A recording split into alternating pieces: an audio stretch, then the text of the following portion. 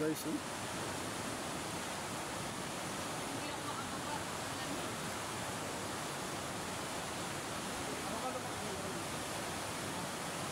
Yan guys. Ito yung sikreto ni CEO guys na ayaw ipaalam sa lahat guys.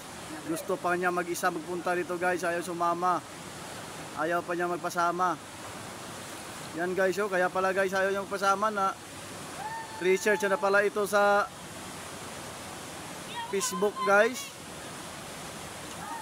Kaya gusto pala mag-solo guys. Ito pala yung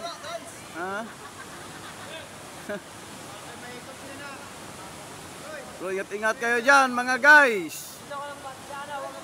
Huwag kayong magano dyan kasi baka pag hinigop kayo dyan wala makakaligtas. Huwag kang bababa. Yan, so kayo magnaye guys, oh.